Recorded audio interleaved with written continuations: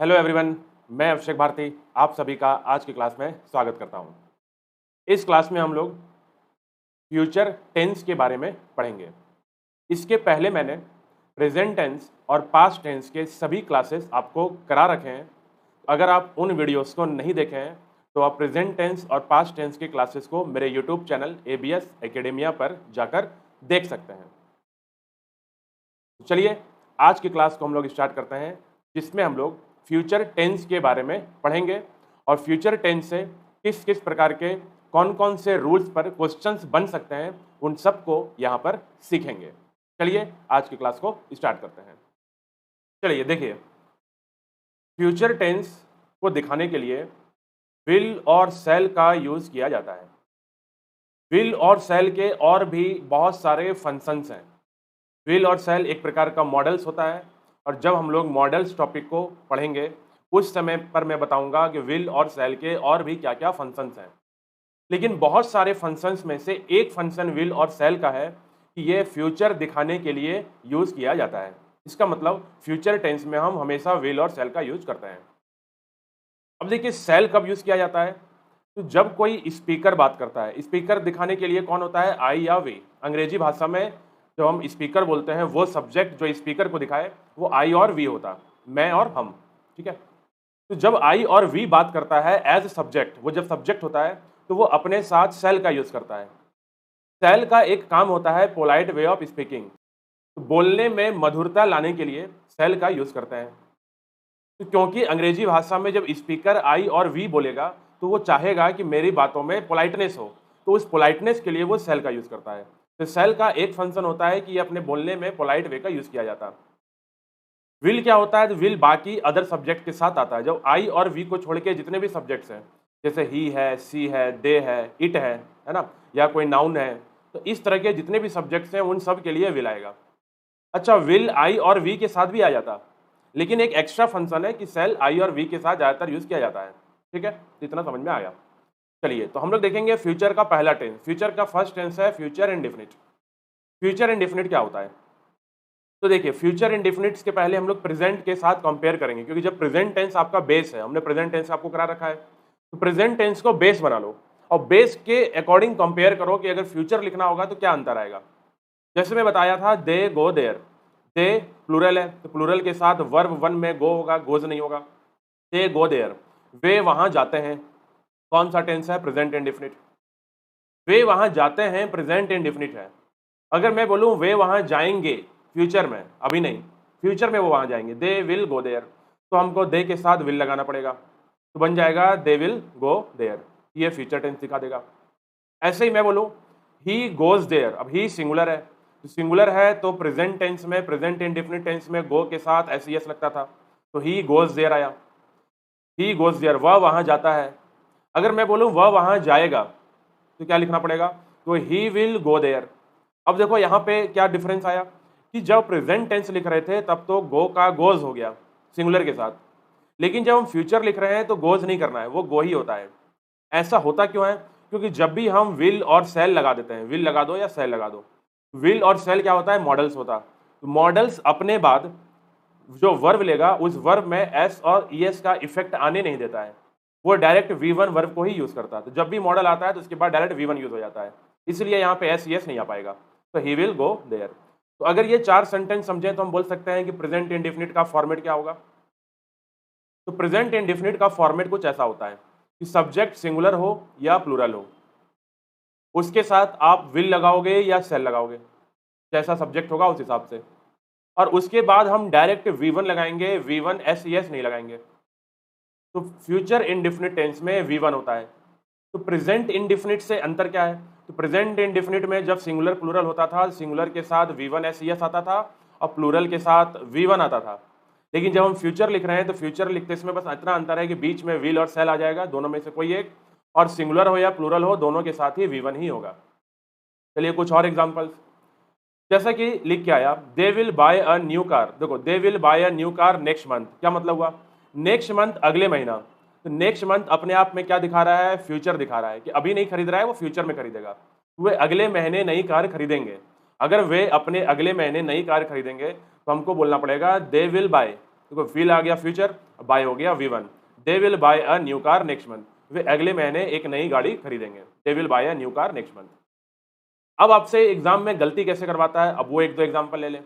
जैसे लिखा the shops open next week, सिर्फ इतना पढ़ो, the shops open next week, इतना लिख के आ गया। और आपको मालूम है नेक्स्ट वीक मतलब अगले सप्ताह, और अगला सप्ताह क्या है, अगला सप्ताह तो फ्यूचर है।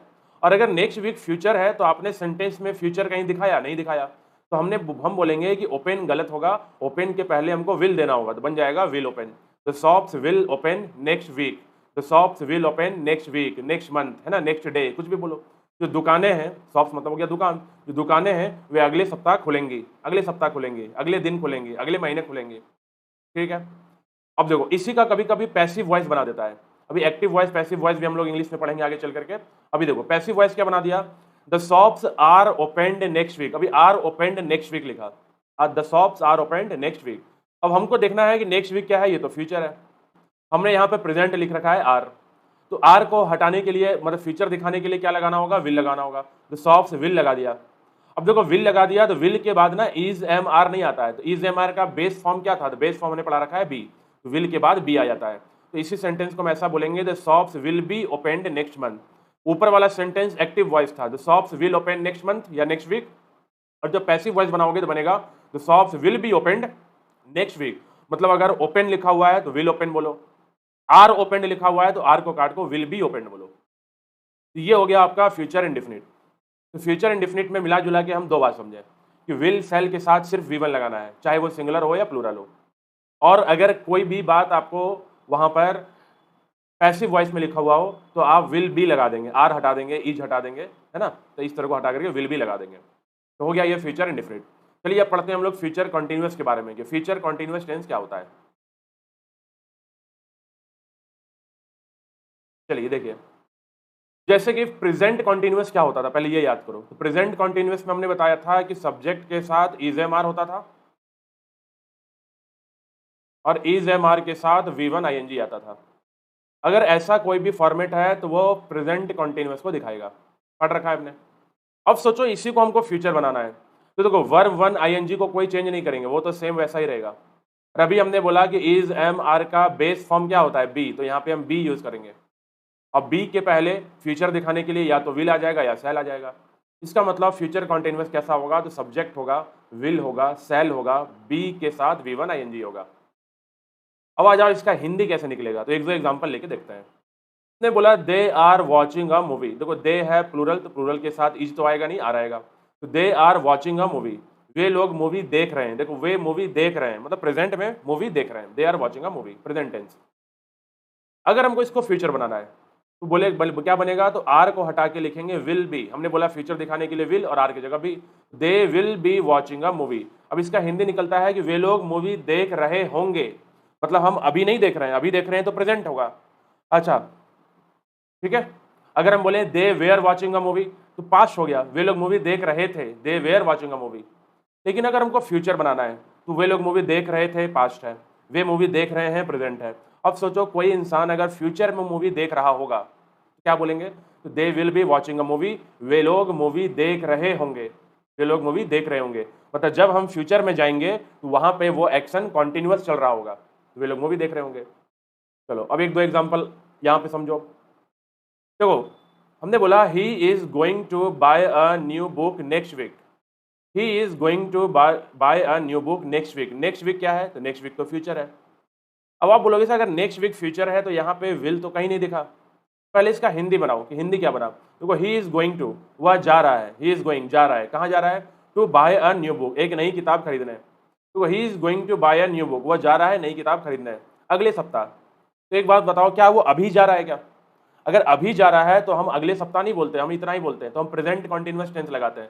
ही is going to, he is going to, he is going to buy a new book, he is going to buy a new book, वह एक नई किताब खरीदने जा रहा है। मतलब मैंने उसको अभी जाते हुए देखा है कि नई किताब खरीदने जा रहा था, ठीक है।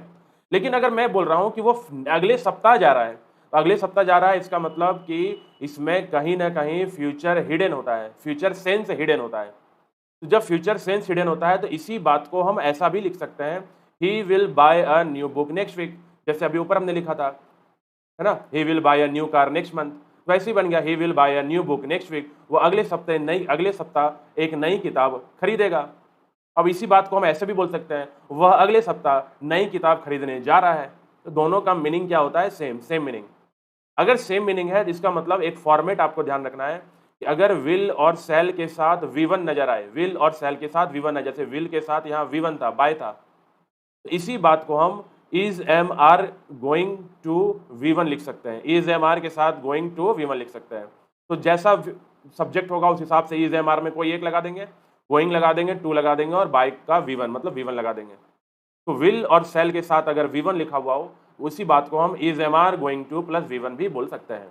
जैसे एग्जाम्पल और देखिए, हमने बोला I am going to say something, मैं कुछ बोलने जा रहा हूं, ऐसा बोलता है ना कोई स्पीकर है, मान लो वो स्पीच देने जा रहा है, तो क्या बोलेगा? I am going to say something, मैं कुछ बोलने जा रहा हूं। तो क्या वो कहीं और जाने लग रहा है क्या बोलने के लिए? नहीं, वो वहीं पे खड़ा होकर कुछ बोलने वाला है। तो इसी बात को ऐसा लिखा, I shall say something, I will say something, कुछ भी लगा लो, सेल या विल, लेकिन पोलाइटनेस के लिए आई के साथ सेल आता है। तो आई शैल से समथिंग, मैं कुछ कहूंगा, आई शैल से समथिंग, मैं कुछ कहूंगा, मैं कुछ बोलूंगा। इसी बात को मैं बोल सकता हूँ, मैं कुछ बोलने जा रहा हूँ, I am going to say something. दोनों का मीनिंग क्या होता है? सेम। तो ये फ्यूचर कॉन्टिन्यूअस भी हो गया। तो देखो क्या है क्या कि जब हम प्रेजेंट टेंस को अच्छे से समझ लिए, जब हम पास्ट टेंस को अच्छे से समझ लिए, तो फ्यूचर टेंस भी कुछ नहीं है, बस विल सेल लगाते चलो, फ्यूचर टेंस अपने आप बनते चला जाएगा। अब आ जाओ फ्यूचर परफेक्ट पर। पहले याद करें कि प्रेजेंट परफेक्ट क्या होता था। तो हमने बताया था प्रेजेंट परफेक्ट के साथ हैज या हैव आता था, प्लस V3 होता था। तो हैज हैव के साथ V3। अब सोचो जब फ्यूचर लगाएंगे तब क्या हो जाएगा? तो सब्जेक्ट के साथ विल या सेल आएगा, क्योंकि फ्यूचर दिखाने के लिए विल सेल का होना जरूरी है। हैज या हैव प्लस V3। लेकिन यहाँ पे डिफरेंस है कि यहाँ पे हैज कभी भी नहीं आता है, सिर्फ हैव ही आएगा, क्योंकि मॉडल्स, अभी बोला मॉडल्स अपने बाद सिर्फ हैव को लेगा, हैज को नहीं ले पाएगा, है ना, कि सिर्फ हैव को लेगा। जैसे सिंगुलर फॉर्म का एस नहीं लेता था, है ना, एस नहीं लेता था, वैसे ही सिंगुलर का हैज नहीं लेता है, सिर्फ वो हैव ले लेता है। मतलब मेन जो बेस फॉर्म है वो रखता है अपने पास। तो सब्जेक्ट के बाद will shall plus have plus V3, ये हो गया। अब सेंटेंस बना के देखते हैं इसका हिंदी कैसे बनता है। देखो, they have done their work, अभी हैव है क्योंकि दे है, दे के साथ हैव, डू का V3 डन, वे लोग अपना काम कर चुके हैं, मतलब काम खत्म हो गया है, वे लोग अपना काम कर चुके हैं, they have done their work, वे लोग अपना काम कर चुके हैं। काम खत्म, परफेक्ट सेंस है तो प्रेजेंट परफेक्ट टेंस बना। अब सोचो मैं बोलना चाहता हूं वे लोग अपना काम खत्म कर चुके होंगे, अभी खत्म नहीं किए हैं, लेकिन जब फ्यूचर में हम आगे जाएंगे, समय जब बीतेगा तो वो काम खत्म कर चुके होंगे। तो मैं क्या बोलूंगा? They will have done their work, they will have done their work. तो they have done their work में सिर्फ बीच में विल लगा दो तो फ्यूचर परफेक्ट हो गया, दे will have done their work, they will have done their work. अब सोचो अगर ही होता तो क्या होता? अगर हम ही में प्रेजेंट में लिखेंगे, प्रेजेंट परफेक्ट में, तो होगा he has done their work, he has done their work, क्योंकि ही सिंगुलर है तो सिंगुलर के साथ हैज आता है। लेकिन जब हम फ्यूचर बोलेंगे तो हैज वहां पे नहीं आता, हम बोलेंगे ही will have done their work, वह अपना काम कर चुका होगा, he will have done their work, वह अपना काम कर चुका होगा। ये हो गया फ्यूचर परफेक्ट। अब फ्यूचर परफेक्ट में एक रूल है, छोटा सा समझना है रूल, अब उसको देखते हैं। देखिए, कभी कभी बाय के साथ कोई फ्यूचर टाइम दिखा देता है, और ये सेंस कैसा देता है? फ्यूचर परफेक्ट का सेंस होता है। जैसे बोलते हैं ना by Monday, by Tuesday, by next month, इस तरीके से। अगले महीने, बाय का मतलब होता है अगले महीने तक, सोमवार तक, है ना, अगले सप्ताह तक। By next week, by next month, by next year, by Monday, by Sunday, कुछ भी बोलो। तो अभी हमने बोला दे है, देखो सेंटेंस ऐसा लिख के आ गया एग्जाम में, they have done their work by Monday. देखो they have done their work का मतलब तो समझ में आता है वे लोग अपना काम कर चुके हैं, वे लोग अपना काम कर चुके हैं, they have done their work. लेकिन हम आगे बोल रहे हैं बाय मंडे, मंडे तक करेंगे। एक तरफ बोल रहे हो अपना काम कर चुके हैं, फिर बोल रहे हो मंडे तक करेंगे। तो बाय मंडे ना फ्यूचर परफेक्ट दिखाता है, ये फ्यूचर परफेक्ट का सेंस देता है कि क्या इस सेंटेंस में कहीं भी फ्यूचर है? नहीं, तो आपको फ्यूचर देना पड़ेगा। तो फ्यूचर देने के लिए क्या होगा? विल लगा देंगे, दे will have done their work by Monday. इसका हिंदी बनेगा वे सोमवार तक अपना काम कर चुके होंगे, वे सोमवार तक अपना काम कर चुके होंगे। ठीक है, वे सोमवार तक अपना काम कर चुके होंगे। तो बाय के साथ फ्यूचर अगर टाइम लगाते हैं, फिर बाय के साथ फ्यूचर टाइम लगाते हैं, तो फ्यूचर परफेक्ट टेंस लगाओ, क्योंकि वो सेंस फ्यूचर परफेक्ट का देता है। आगे देखिए, अगला टेंस फ्यूचर का last tense, future perfect continuous. तो फ्यूचर परफेक्ट कॉन्टिन्यूअस पढ़ेंगे। तो फ्यूचर परफेक्ट कॉन्टिन्यूअस पढ़ने से पहले ये बताओ कि प्रेजेंट परफेक्ट कॉन्टिन्यूअस क्या होता था? तो प्रेजेंट परफेक्ट कॉन्टिन्यूअस में सब्जेक्ट होता था, सब्जेक्ट के बाद प्रेजेंट दिखाने के लिए हैज या हैव होता था, परफेक्ट दिखाने के लिए बीन आता था, कॉन्टिन्यूअस दिखाने के लिए V1 ING आता था, और जब भी फ्यूचर परफेक्ट कॉन्टिन्यूअस होता है तो आगे में फॉर या सिंस के बाद समय दिखा देते हैं। टाइम का ड्यूरेशन दिखाते थे या कोई भी टाइम दिखाते थे, है ना, फॉर या सिंस के साथ। वैसा ही अब आ जाओ, जब हम फ्यूचर परफेक्ट कंटिन्यूअस टेंस की बात करते हैं तो सब्जेक्ट होगा, सब्जेक्ट के साथ विल या शैल होगा, फिर हैव होगा, यहाँ हैज नहीं होता है, सिर्फ हैव, फिर परफेक्ट दिखाने के लिए बीन होगा, और फिर कॉन्टिन्यूअस दिखाने के लिए V1 ING होगा, और आगे जाने के बाद हम कुछ भी बात लिखना चाहो लिख लो, फिर फॉर के बाद कोई भी टाइम ड्यूरेशन होगा, जो टाइम ड्यूरेशन होता है 2 घंटे से, 4 घंटे से, 6 महीने से, कुछ भी लगाओ। हाँ, लेकिन यहाँ पे सिंस का यूज नहीं होता। अभी आगे चल के पढ़ेंगे सिंस फॉर के बारे में, जैसे हर टेंस के बाद हम लोग फॉर और सिंस के बारे में पढ़ते हैं, तो फ्यूचर में भी पढ़ेंगे। तो बस अभी इतना ध्यान रखो कि फ्यूचर परफेक्ट कंटिन्यूअस में या फ्यूचर टेंस में सिंस आता ही नहीं है, सिर्फ अभी फॉर आ रहा है। तो अब देखिए, प्रेजेंट का पहले सेंटेंस बनाए। प्रेजेंट टेंस में क्या बनता था? They have been doing their work for 2 hours. वे लोग 2 घंटे से काम कर रहे हैं। 2 घंटे से काम कर रहे हैं, काम चल रहा है, कुछ काम खत्म भी हो गया है। They have been doing their work for 2 hours. अब मैं बोलूँ, मैं फ्यूचर में बोलना चाहता हूँ वे लोग 2 घंटे से काम कर रहे होंगे। मतलब जब आप फ्यूचर में जाओगे तो आपको दिखेगा कि वे लोग 2 घंटे से काम कर रहे होंगे, तो हम बोलेंगे they will have been doing their work. They will have been doing their work for 2 hours. Future आ जाएगा। तो सेम सेंटेंस है, बस केवल विल लगा दो तो फ्यूचर लग गया, विल हटा दिए प्रेजेंट हट गया, प्रेजेंट आ गया, है ना। हैव की जगह हैड लिख दो तो पास्ट हो गया, past perfect continuous. Past perfect continuous में क्या बनता था? They had been doing their work for 2 hours. They had been doing their work for 2 hours. तो आगे देखो, अब आगे देखें तो he will have been playing cricket for 2 hours. वह 2 घंटे से क्रिकेट खेल रहा होगा। अभी खेल नहीं रहा है, फ्यूचर में खेल रहा होगा। He will have been playing cricket for 2 hours. ये हो गया फ्यूचर परफेक्ट कंटिन्यूअस टेंस भी कंप्लीट। तो फ्यूचर के चारों टेंस खत्म हो गए, और जैसा है कि हर टेंस के बाद हम लोग फॉर सिंस के बारे में पढ़ते हैं, वो देखते हैं। तो आ जाइए यूज ऑफ फॉर के बारे में। तो फॉर के बारे में जो भी मैंने आपको प्रेजेंट में और पास्ट में समझाया है, सेम लॉजिक यहाँ पे भी काम करेगा, कुछ भी डिफरेंस नहीं है। जैसे कि फ्यूचर इंडिफिनिट में फॉर का हिंदी मतलब निकलता है के लिए, पहले पढ़ा रखा हूँ। जैसे I shall play cricket with them for 4 hours. मैं उनके साथ क्रिकेट खेलूंगा। देखो, आई शैल प्ले क्रिकेट, मैं क्रिकेट खेलूंगा, विथ देम उनके साथ, मैं उनके साथ क्रिकेट खेलूंगा 4 घंटे के लिए, फॉर 4 आवर्स, 4 घंटे के लिए। He will go there for 2 hours. वह वहाँ जाएगा 2 घंटे के लिए। इसका मतलब है कि मैं बता रखा हूँ कि जब भी इंडिफिनिट में हम फॉर के साथ ड्यूरेशन दिखाते हैं तो फॉर का हिंदी के लिए निकलता है, और इस समय के बाद जो भी ड्यूरेशन है, इस टाइम के बाद हमारा काम क्या हो जाएगा? स्टॉप हो जाएगा। एक्शन विल स्टॉप, काम खत्म। ठीक है। अगर हम बोल रहे हैं वह वहाँ 2 घंटे के लिए जाएगा, मतलब 2 घंटे के बाद से ज़्यादा के लिए नहीं जाएगा, 2 घंटे वापस आ जाएगा। अगर मैं बोलूँ, वह बोल रहा है कि मैं उसके साथ 4 घंटे खेलूंगा, मतलब 4 घंटे से ज़्यादा नहीं खेलूंगा, 4 घंटे में काम खत्म कर लेंगे। ये चीज़ मैं पहले ही बता रखा हूँ कि किसी भी कॉन्टिन्यूअस टेंस के साथ, चाहे प्रेजेंट कॉन्टिन्यूअस हो, पास्ट हो या फ्यूचर हो, इसके साथ फॉर का और ड्यूरेशन का यूज नहीं होता है। फॉर ड्यूरेशन का यूज नहीं होता है।